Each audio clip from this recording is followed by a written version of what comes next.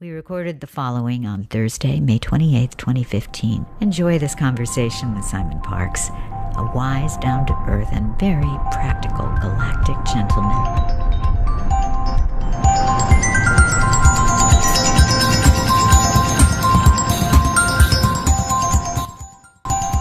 Merged incoming call. Hello. Hi.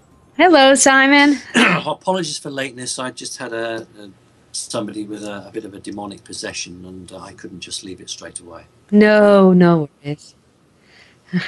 How are you? I'm fine, thank you. Nice to see you. I'd like to introduce you to BB Tinsley, Simon. Hello, BB. Hi.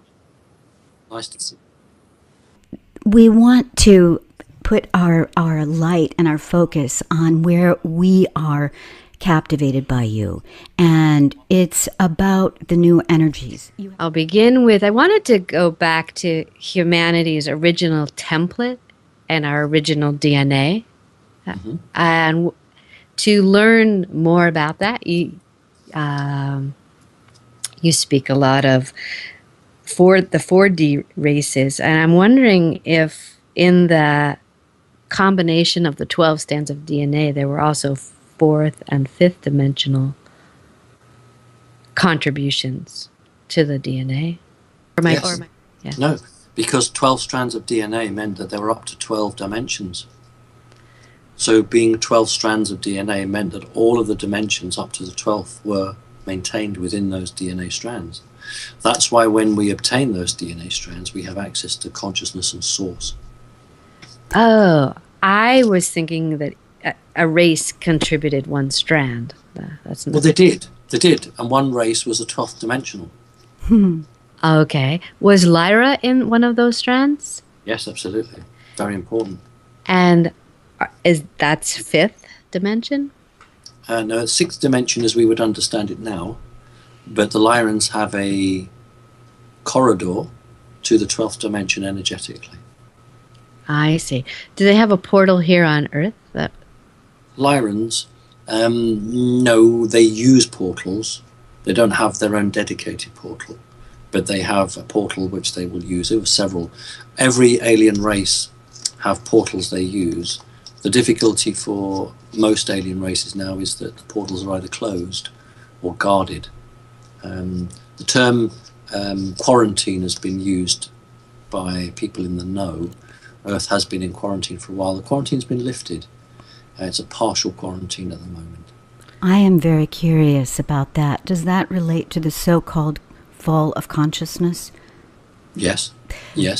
When humanity lost the 12 strands of DNA, in fact, you're actually using the modern term, which I prefer. In the old biblical sense, it was known as the fall of man. But that is exactly what that was. The fall of consciousness. Go ahead, Gary. So, you spoke of the portals, and I wanted to see. I was recently at the Hill of Tara, and I thought I was going to connect innerward to the inner Earth, and I got a very clear message from the Syrian portal. I felt like that it could be turned on at some point, and I'm wondering. I was looking for, can these portals be turned back on as our DNA? Do we need to connect our DNA before we can turn these portals back on? Or yes, some are code locked, and only when a certain individual, not just a person, but a certain individual is at the right place at the right time, then that portal will open. It might be pertinent, as it's just done the rounds, as the film The Hobbit. And The Hobbit has had a number of elements which I've gone public with, which have shown that the creators of the artwork certainly understand the magic. But if we go back to J.R.R. Tolkien, who wrote The Hobbit, of course he wrote that before he wrote Lord of the Rings. There is one story when the dwarves and Bilbo are trying to find the door into the cave. They have to stand at the right place, at the right time, with the right person. And the right person, of course, is Bilbo. And in the story, J.R. Tolkien says that there is a key, and there's a physical key which they have. So here we have a portal which can only open when the right person is there at the right time, the proportioned time. And so it is with a number of portals that the right individual carrying the right DNA coding can open the portal if he or she is there at the right time. So yes is the answer. Yeah. Does sound also increase the energy of these portals? No, it's generally a DNA lock, but you can attempt to force a portal by projecting certain pitches of sound, or you can attempt to fool the portal into believing that it is coming up against what it was programmed to open to. Generally speaking, though, there are safety devices and the portal won't open. You've got to be pretty desperate to try that element of it. Regarding the portals, are these inner portals within individuals? No, both. You can have portal to portal or individual linked portal, or you can have a very large, like Mount is it Shasta? Shasta, yes. Shasta, where there is a very large portal there. And several places over the planet where there are portals. Some of them are just local in the sense that they travel just a few hundred miles or 1,000 miles. Some are very, very long-ranging indeed. It's just amazing. I myself experienced this sense of magical awakening like I felt when I was 4 years old and they were reading stories to me. That's a whole other thing. Well, maybe I will mention to Simon that since I have been watching your videos, as I mentioned earlier, these lights have been going off, and I've been having a lot of memories surfacing from being a baby and being very little, but I can go into that at another time. But this is the time. It's very significant, isn't it, that we're all here on this planet at this time. I've heard you say that, and I felt it, and Carrie and I have felt it keenly. Can you speak about this time and what the significance of this time is? People on the planet divide into two groups: those who are there to observe, the watchers, but not in the technical sense as understood by alien researchers, and those who are the actors, those who are taking place on the stage and are making things happen, either for good or for ill. So you are either here to observe or you are here to do. The time is full circle now. Those of us who were here at the beginning are here at the end. And my words shouldn't be taken as the end of the world, but the end of a time frame and the beginning of another. So we are talking about a period of time where humanity has been held in slavery, and it is now on the verge of breaking out of that slavery and moving across to the next phase of its creation, or the next phase of its evolution. So anybody who's alive on this planet now is blessed, because they are in on the act. Whatever their role is, they are here to observe or take part in something that is very, very special. And nobody came here for a holiday. Everybody came for a reason. God, you wouldn't to this planet for a holiday. No. Maybe in a few years you might. So it's a very, very, very, if I use the word magical, I don't mean it in the dark sense. It's a very magical time, and it's a very exciting time. And I've always said that humanity will come out the other end, but what I don't know is in what condition it will come out the other end. I don't know how much damage we are going to take as a species before we come out the other end. That is the unknown quantity. We just don't know. So it's up to folks to step up to the plate, those who have an awareness. Would you say that it's a gathering momentum of positive energies? Yeah, so it is actually up to 3/4 of the people in positions of responsibility to decide which side of the fence they're on. Mm-hmm. You know, if you haven't been involved in mass murder, then you can be forgiven. And these people who hold positions of responsibility need to check their own consciousness and say, right, well, I've had enough of this, and I'm going to detach myself from those people at the very top. So that needs to happen. It needs to be the ordinary policemen, women and soldiers on the street. What is their position in the coming 2 years? Where do their loyalties lie? Where's their consciousness? And then you've got the ordinary members of the public. What will they choose? What will be their decision when the great deception is unveiled? What will those humans choose? Will they want more of the same, but with just a different label on it? Or will they want a completely new paradigm? And again, that is not known. Will the DNA activation be able to be self-directed, or is just yes, it's a predestined code that activates, and no life force, physical life force, has been able to decode it correctly or crack it. That's why humans are of such great interest to off-world entities, because we call it the genome, the coding, the tumbler lock. That is a code that is beyond the understanding of most life forms, and as a result of that, it is all pre-programmed. You don't have to boost it.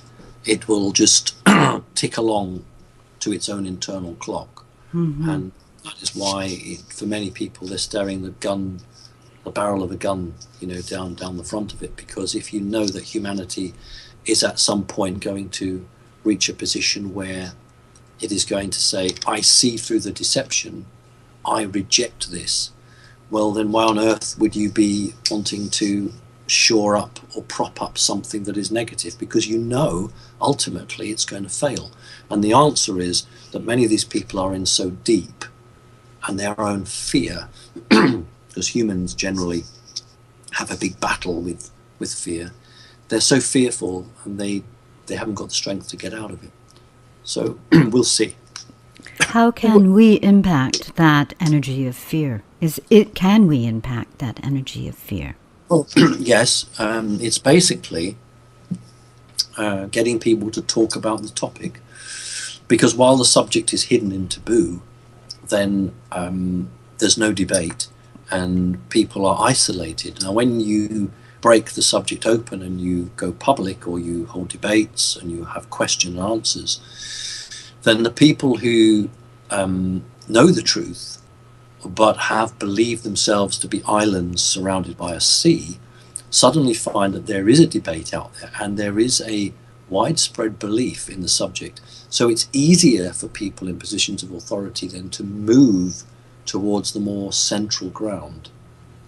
So that's from the elite point of view. Now, from the human point of view, many people are seeking the truth. Many people know the established media are not giving them the truth. So they're trapped in the establishment because they have to earn a salary.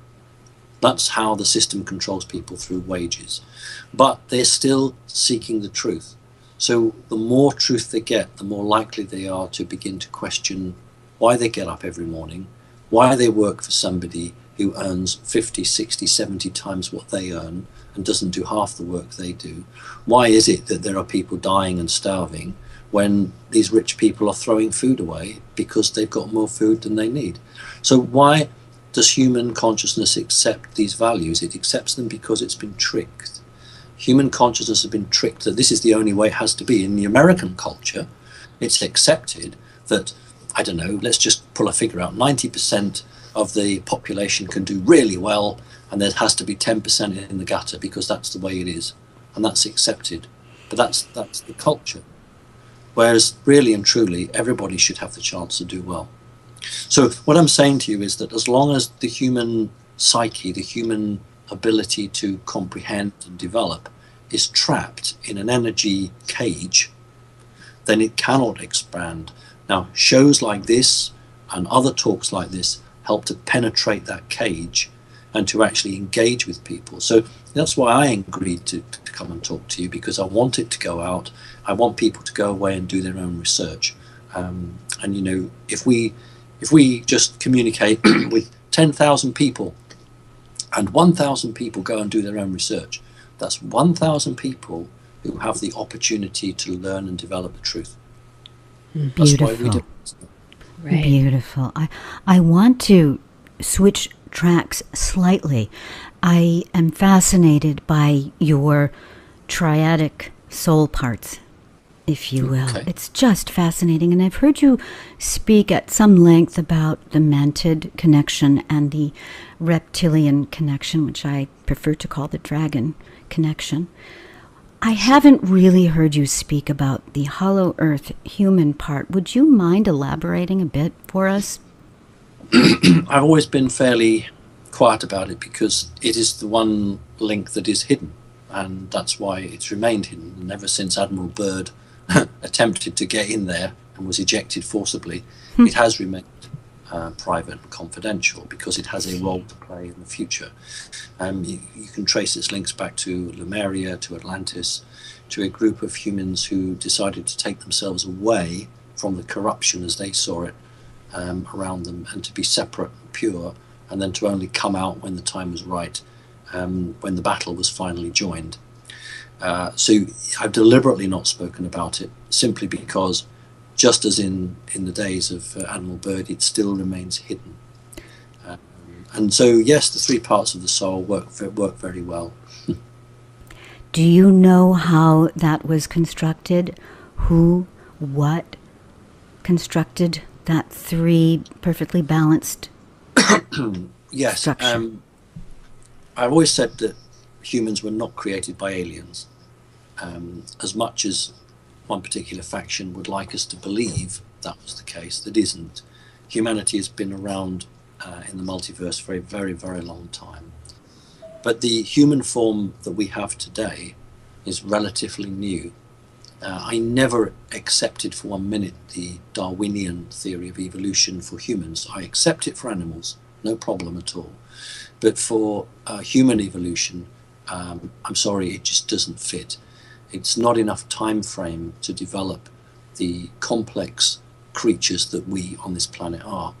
So it always was clear to me that something had happened, that some form of enhancement or development has taken place, probably on many accounts.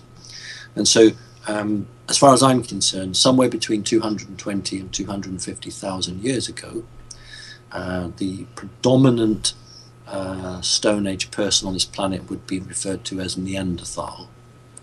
Around that period, people tend to think of Neanderthals as perhaps within 100,000 years. That's not actually true. The stone technology, the stone tools they make, show that they have gone back to about 300,000 years ago. Around about 220, between 220 and 250, when humans were technologically useless but spiritually absolutely wonderful, they were altered and changed, and the 10 strands of DNA were removed from them. But because, you see, of multiverse or universal law, or perhaps better, the law of source, it is illegal with great consequences to destroy or kill DNA. You cannot do it. So what happened was that it was placed what I call out of phase. So neither in the third dimension or the fourth dimension, just out of phase around every human. So there is an arc around every human. And humans understand that as their higher self. So your higher self is your 10 strands of disarticulated energetic DNA that hang over your body. DNA is a memory. You can actually recall memory if you can link in. And many people think they are accessing the Akashic records. They're not. They're actually accessing their DNA memory. And so it is this that is trying to regain into the body. So it is doing what it's always supposed to do, get back into the body. And some people are better at it than others. And so people are at different speeds of integrating their DNA. Were you trained to, in that model, to work with that DNA connection with the soul, turning it back on? I'm not sure the right wording here. And is there helpful tools that you know of to? No. That is something that I don't have. I'm not activating 10 strands of DNA. I'm probably at 8. So That's impressive. Do you know how to figure that out in your body? It's not impressive, because if it was impressive, I'd be at 10. So there's obviously I'm not.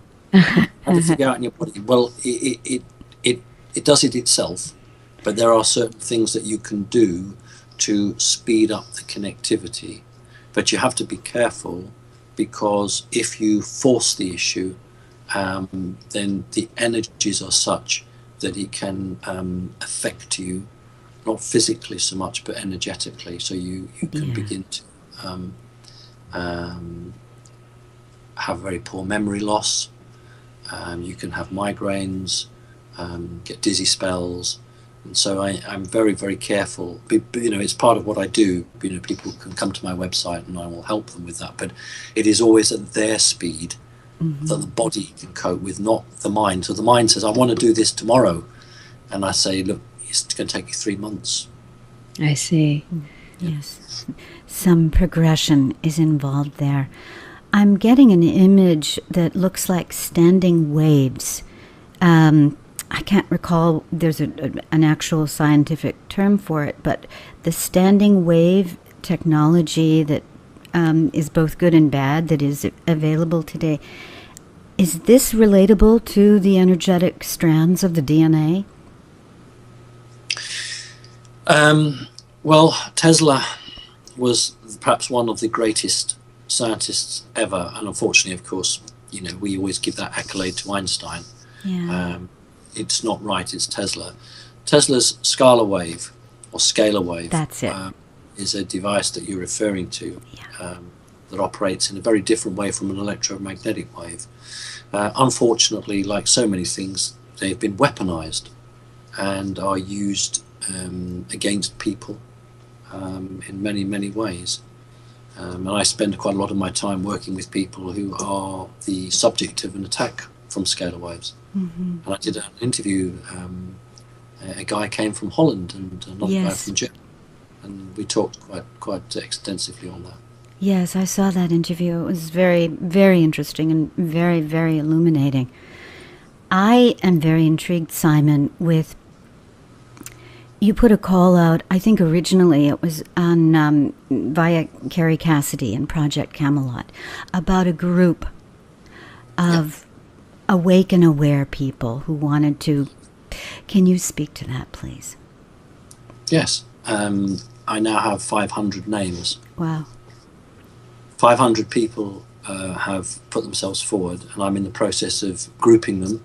Those that are healers, those that can send energy over distance, those that can send energy at a local rate, those that are good at computers, those this, that, and the other. And I'm getting all the group together. And then once I've got that group, I'll apportion tasks to them. That's so beautiful. Thank you for doing that. Really. Well, it's interesting because Dr. Stephen Greer raised a large amount of money and made a film. And I would have to ask, how has it changed humanity? Now, David Icke, who I've got a lot of time for, I've got a lot of time for David, tried it a bit differently and created a radio and a TV show in the hope of engaging with people. And through no fault of his own, actually, it was taken down. But the mistake that both men made was they used the system as it stands.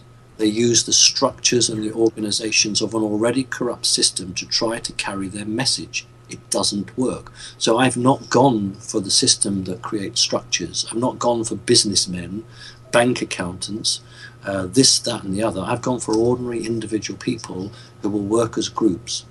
No hierarchy. No, I'm better than you. No, I'm going to come in and tell you what to do. No machinery, no cameras, no nothing. Just pure good intent. And so this is the mistake many people make. They think on a 3D materialistic way. The changes are coming and nothing to do with that. They're to do with energies.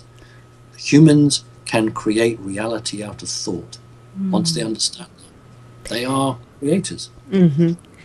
So going back to our assistance that we have here, do you think our greatest assistance is gathering together to make this choice, to turn this planet back to a choice-based planet? Is it humans getting together? Is it opening the portals with the help, whether it's in Hollow Earth or portals from information from those stellar energies? The greatest hope for humanity is itself. All I'm doing is giving it focus. I rather see humanity as a child that's crawled for far too long, and it's time for it to get up on its legs and walk. And every time it gets up on its legs, it falls down again. But it needs somebody to keep saying to it, get back up on your legs. I mean, David Icke was always saying, get off your knees, but he didn't really follow it through in a way that painted an image for people to really grasp. And I'm giving the image of a child who is struggling along on his hands and knees and keeps getting up. All I'm doing is giving the encouragement, because it's down to the human race to decide what it wants to do. Look, if the human race says we're really happy the way we are, then it can stay like this for another 50,000 years. But if the human race says, you know what, we're not happy, there is a better way to do this, then it will then move on to the next stage. And it is its choice. There is assistance coming from off planet, but that's just to balance the books. There's absolutely no point in somebody coming in and saying, do you know what, sit back, have a rest, I'll do it all for you. And then doing it all for you. And anybody who's listening to this, who's a manager or is a mum at home and says to the child, I'll tidy your room up, or I'll do this, I'll do that, that person has not bought into the process. That person has not, that's my cat. It's your cat. That person has not partaken of the responsibility. And so when that person, the parent, goes out the room, that person thinks, well, I've not been given the tools to understand to do that. So when the problem comes up again, they have to call the parent back in and say, can you put it right for me? How much better it is to say to the individual, you do it, because once you've done it, you will always be able to do it, and you can take ownership of that. Far too often people say, when are the good guys going to come and save us? I'm sorry, this isn't Hollywood. There's no Custer, there's no 7th Cavalry. And I've always said it, the human race is the 7th Cavalry. It's got to do it. Because if it doesn't, frankly, it's not worthy. That's a horrible thing to say, but it's a fact. You're not ready for it. Yet the problem is the time is now. So if you imagine my hand here is the time, if the human race is here, it's behind the time. We've got to get it measured up so that when we hit that finishing line, then we are the right people at the right time at the right place. Because if we're out energetically either way, the next stage won't happen. Well, I, for one, believe that we are all up to the task, and I believe that it takes faith, that sense of love. We haven't spoken about love. It's all about love. And the more I am waking up, the more sense of injustice I feel about these things being hidden. You know, as you were speaking about combating the system from within the system and how it's not working, you remind me of what Alex Collier said a few years ago, of what the Andromedans taught him about holographic thinking, and that we on Earth are in this outmoded, very obsolete mode of hierarchical or pyramidal top-down. And I think you were speaking about Dr. Stephen Greer and David Icke.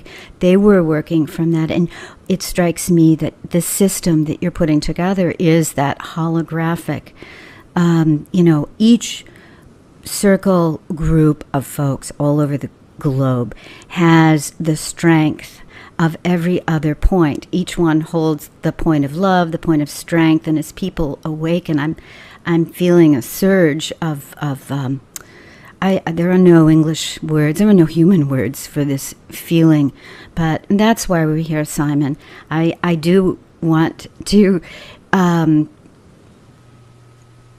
want people to know that, listen to what Simon has to tell us. This is the time, and Carrie and I have been saying that since we've been putting out the podcast.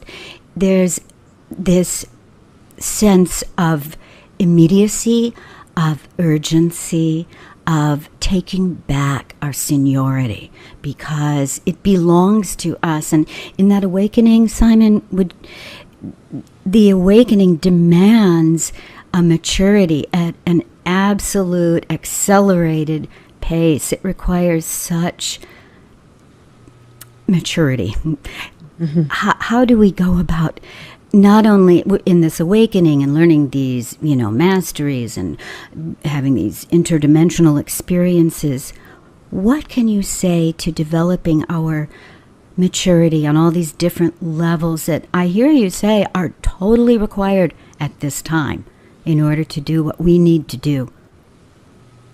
I think it's for the human race to work its own maturities out. Every time there's a false flag, every time something happens, does the human race just shrug its shoulders and say, well, it didn't happen to me, and so they don't care? Or do they say, well, that's funny because that person I saw in the last false flag? Or why is the camera just in the right place every time something happens? Or, is this a rehearsal for something? So when enough people begin to see through the rather poor charade that's played out, then the development will occur. And no matter what I say or anybody else says, it will have no effect unless people want to hear the message. How do you...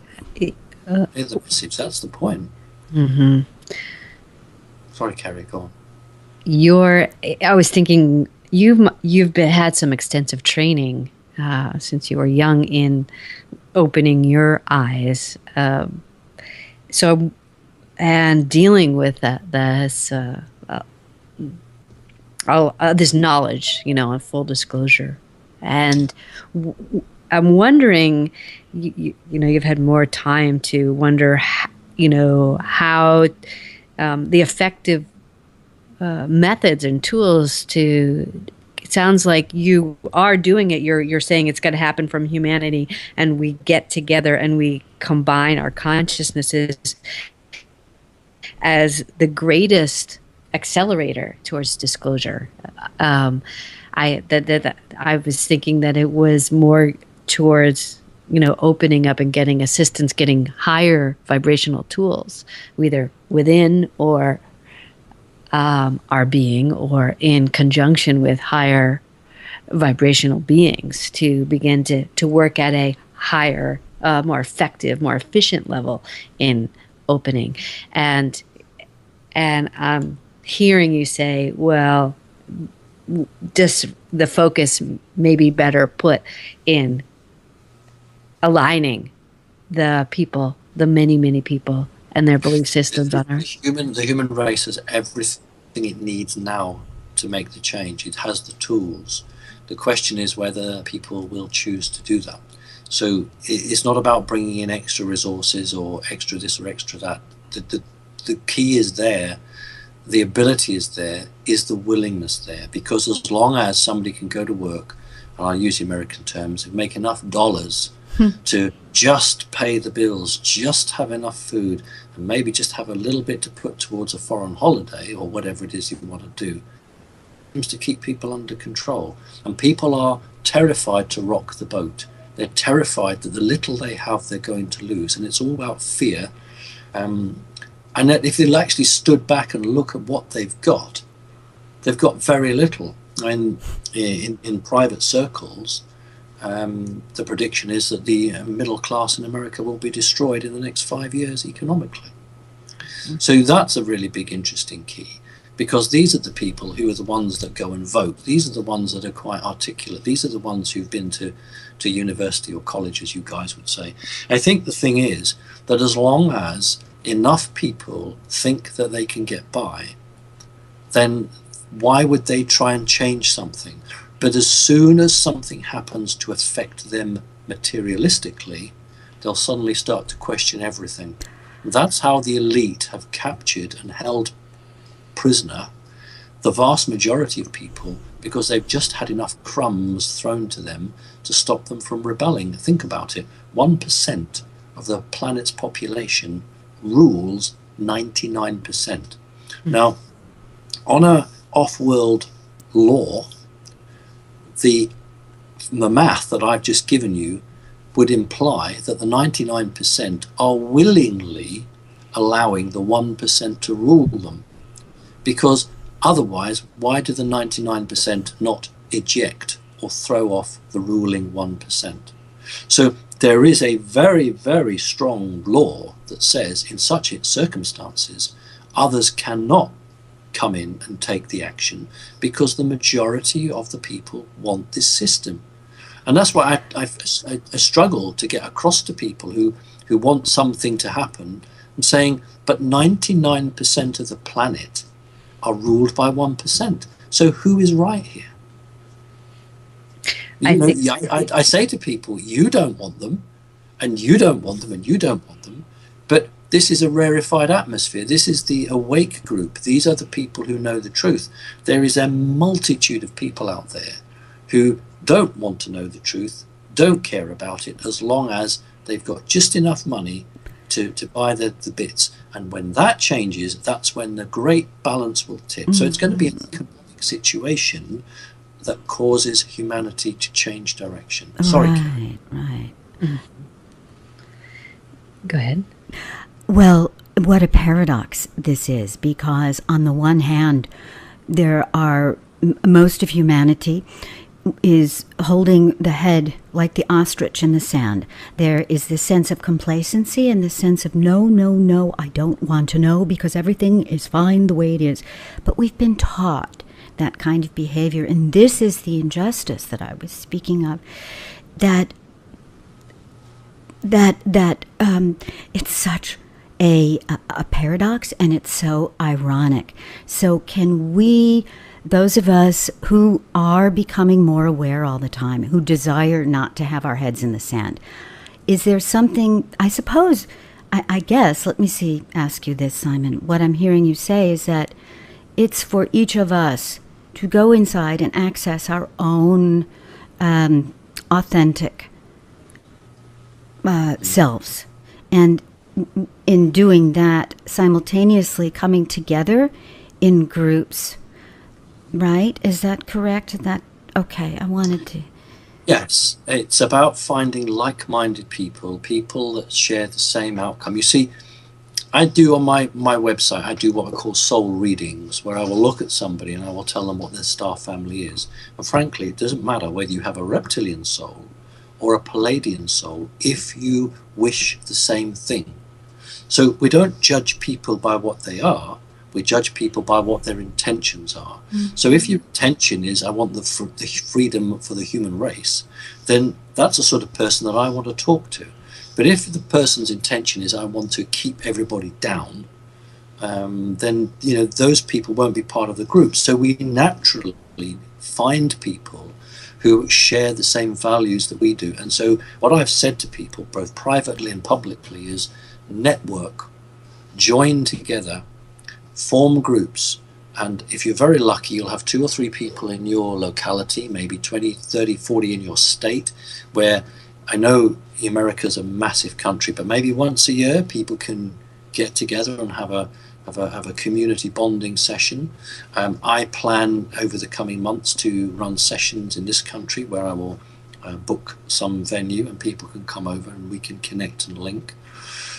But we need to be strong, because if in the future the internet is taken down, we need to create a thought where people don't rely on technology. So in other words, if you are totally technologically minded and the internet comes down, you suddenly feel alone, isolated, terrified. You've seen people whose computers don't work. They sit around biting their fingernails. It's true. They're addicted to it. So if the situation occurs and the internet is turned off for any reason, I need people to be self-contained and strong and ready and not fearful, and working together as groups and teams to support each other. So that's what we need to do. We need to build resilience. And I often refer to the Second World War, because in Great Britain, Germany really quite devastated a number of cities in Britain. But back in those days, very few houses had fridges. Very few houses had indoor toilets in Britain. Was not a very developed country back then. But the morale of the cities didn't break, because people back in those days were still very tied to a very basic lifestyle. Now, where you have a holiday period and they sell out of bread within 3 hours, or Christmas is coming up and there's mad rushing to the shops, if you were to cut off any supplies, there isn't that resilience in the civilization to survive, because people rely on others to do it for them. But back in the 1930s and early 40s, when the Second World War, there was still a training amongst grandparents and great-grandparents to be resilient and to know ways around it. Well, that isn't the case now. If you took a 19 or 20-year-old person and you took away their mobile phone, and you took away their iPod, and you took away their quick dinners from the microwave, how would they cope? So this is what's happened. Through deliberate planning, the human race has lost its individuality, and it's lost its ability to be strong, and has been trained to rely on others. And this is what we've got to change. Spreading self-reliance. Excuse me for... this makes me very, very happy to hear you say this. That's right. Because without it, we are being created into a hive mind. And you take one out and everybody collapses. And what I want to do is to create groups that are standalone, so that if one group is compromised or taken out, it does not impact on the operation of the others. Mm-hmm.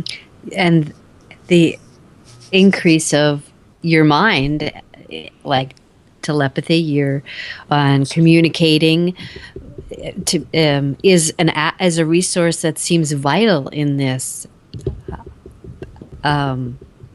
Vile. Pardon? You said vile. Vital. Vital. Yes. A crucial element in going forward and developing this as we are raising our vibration. And I was curious that in ways yours was turned on very early. Am I right? Your ability to read, and I'm wondering at what point. This to me seems very crucial to begin to teach people as we are in those roots and communicate without. Absolutely, that's exactly right. Look, the human race is not yet ready to make a trunk call from New York to London. Two people sitting cross-legged on a carpet. That we're not there yet. We will. But what we can do at some point, absolutely. Yeah, we will. But not at the moment, generally. But what we can do is give people the gifts and the skills to know when they're being lied to. That's a really important psychic ability. Being able to read the future is useful, but it's not the reliance for the human race. The human race just needs to know when it's being lied to. That would be great. You imagine a situation where you couldn't lie to anybody. Wow. How that would just change everything. I'm getting that. I am really getting that. That's vibrational alignment you're talking. You're feeling it in your body. You understand that vibration when that hits you. Is that? Yeah. Yes. I mean, that's it, and it's lowest level. I never go into somebody's head unless it's a matter of life and death, because that's an invasion of their privacy. But if there was a real serious reason why I would do it, I would do it, and I've done it 3 times. But generally speaking, we would look to train, or I would look to train someone in what I would call passive receiving. In other words, you don't have to actively go into a person's head to know if they're lying. You would detect the vibrational discord that is created by that human, because humans actually aren't designed to lie. Lying was part of a program matrix given to them by the reptilians. So when the human body lies, it's actually a very telltale signature. Now, if you train somebody to be able to detect that, then they've done nothing but just stand there or sit there, and they can pick that up and detect that. So that's what I would train people. This is fundamental, and I'm relating as being an adoptee, where I grew up being lied to, thinking that was the truth, and I feel the importance and the significance of being able to ascertain and to discern. If I could walk through life knowing this, what a difference it would make. And imagine it would be so transparent, and it would demand this maturity on a completely collective level. This is really amazing and foundational information, and I thank you for that, Simon.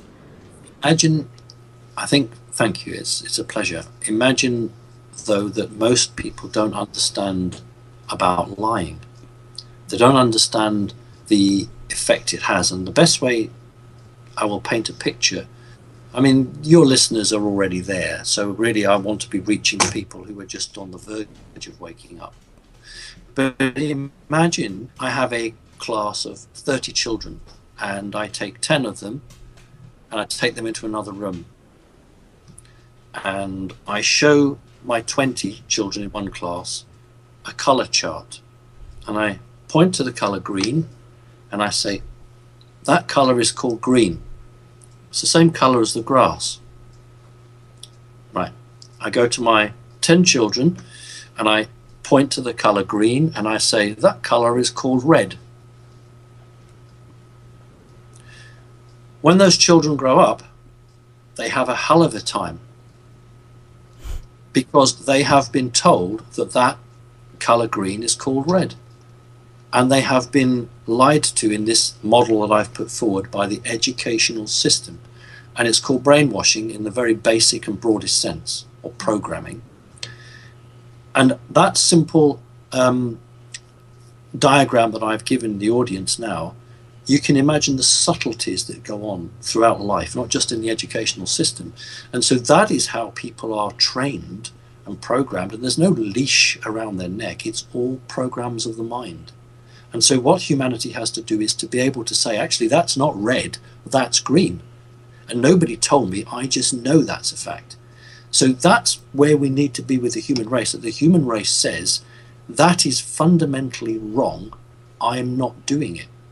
That's when we get the change. You see, what the system wants is 100,000 people throwing rocks, petrol bombs and stones at a demonstration because that energy is useful and can be then dealt with in force. What they don't want is what we saw in the days of the hippie movement, the flower power. That was, we nearly toppled a government because 100,000 people sitting on a busy road junction with no violence, the system cannot cope with that. The system cannot cope with it. Now, I know it's a difficult situation, but in 1979, the Shah, I think it was 79, the Shah of Iran was overthrown. Now that was almost a bloodless revolution, apart from the Air Force.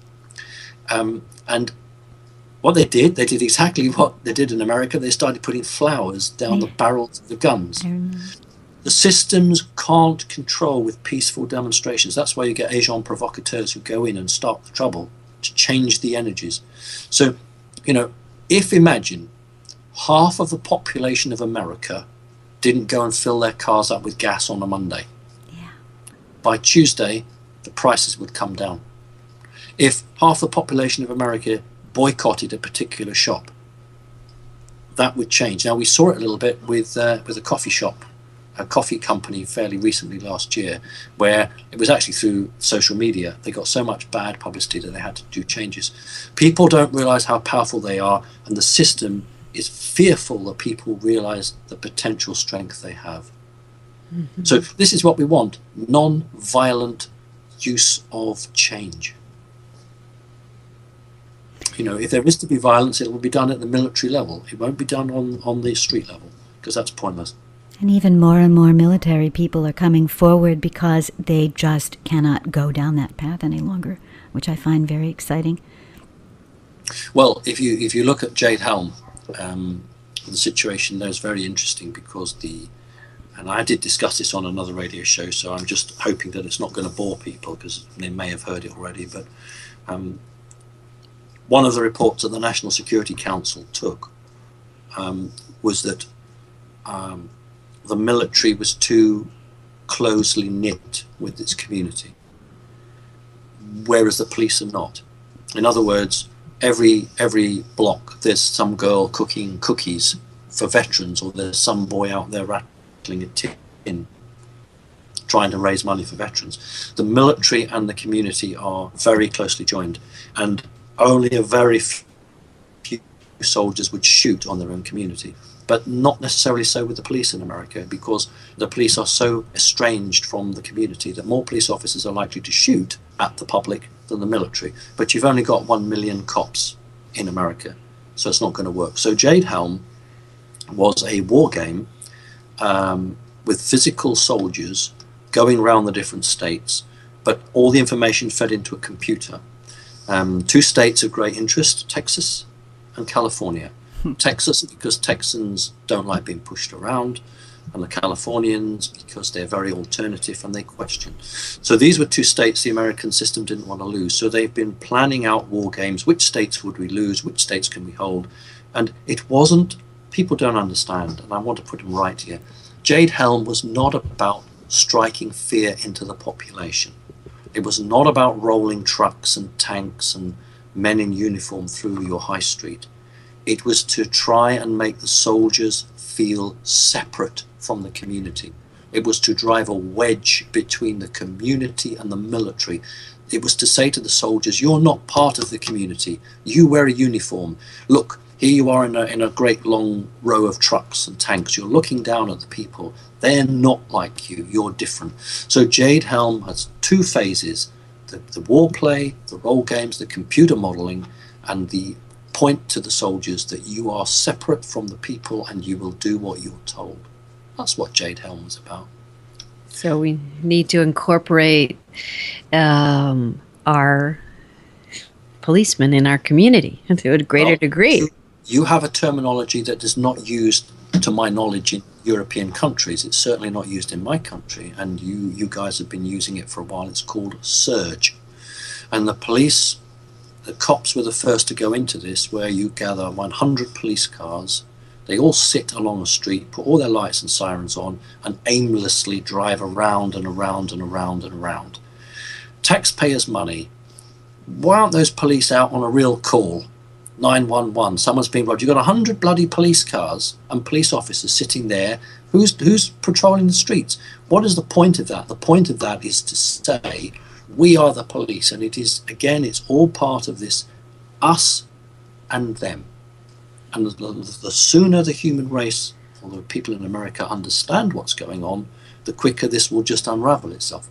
You know, it's like often people say, there's going to be this happening, there's going to be that happening, and it never happens. And so people say, oh, I'm not going to believe it anymore. You know, you said this was going to happen and it never did.